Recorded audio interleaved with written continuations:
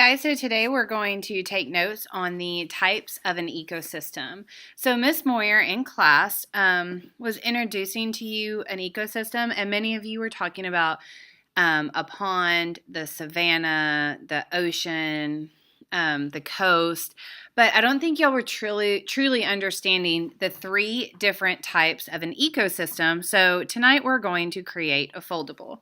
So in advisory, I gave you a yellow piece of colored paper. What I want you to do is take that paper and turn it landscape, which means sideways. And I want you to fold it into thirds. So pretty much, do your best. I kind of just fold it till the two edges meet. It doesn't have to be perfect. It will be okay. And then crease. And so on the top, let's just go ahead and label this types of ecosystems.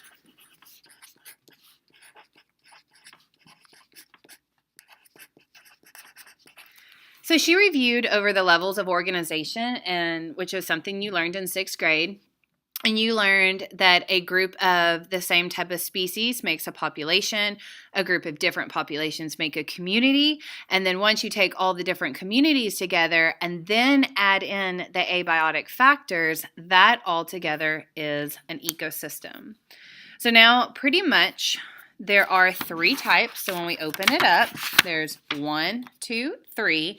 You're going to write all the information for each type on one of the sections. So I'm now going to switch to a PowerPoint where you will take all the information and fill it in to the foldable that we just created. So for every type of ecosystem, you are going to define the type of ecosystem, write down some examples, and then sketch, to the best of your ability, a food chain that is based on that ecosystem example. And it says food web, but it's actually, I just want a food chain, not a food web. So let's talk about terrestrial. Terrestrial ecosystems are those that are found on land. Terrestrial means land. So when those of you that had the savanna ecosystem or the desert ecosystem, those are terrestrial because the whole ecosystem is based on land.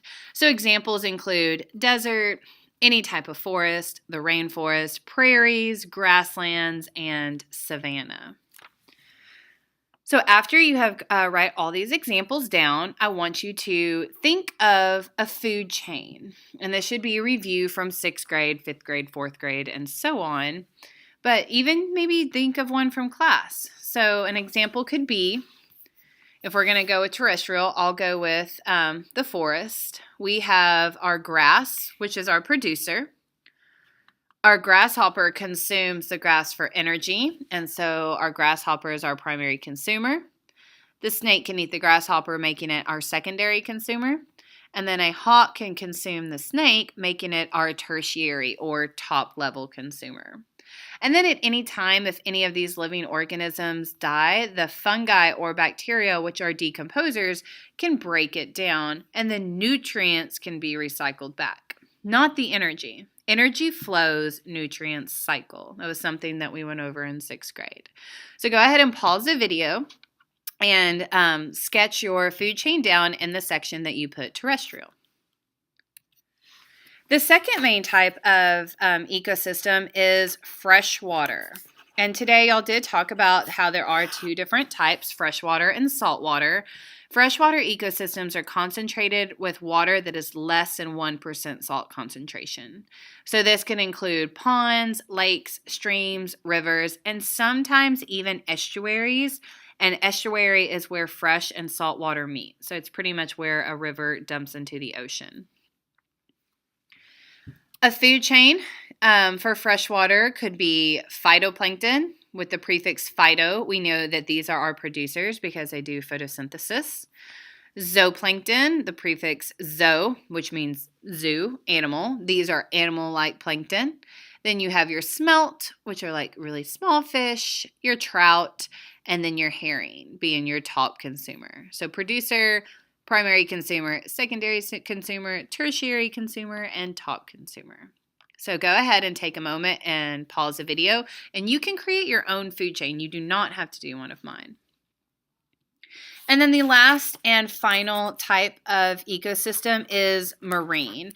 And a marine ecosystem is the world's largest ecosystem, and it is made of salt water. So when we are talking about ecosystems, yes, an ocean is marine, but I do want us to use that terminology and get away from salt water, get away from ocean, and use the word marine.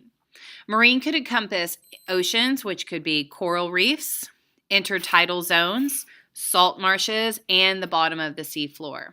All of these are different ecosystems, but are encompassed by the definition marine.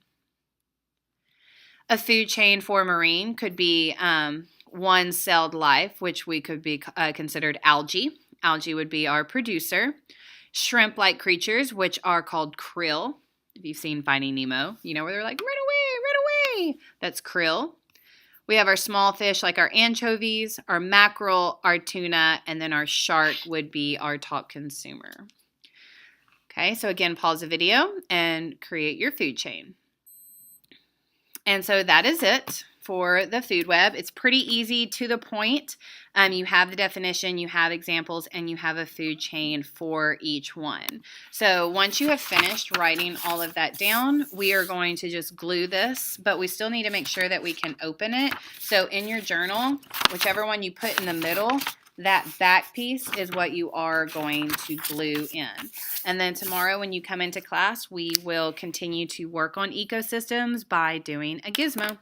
So see you tomorrow.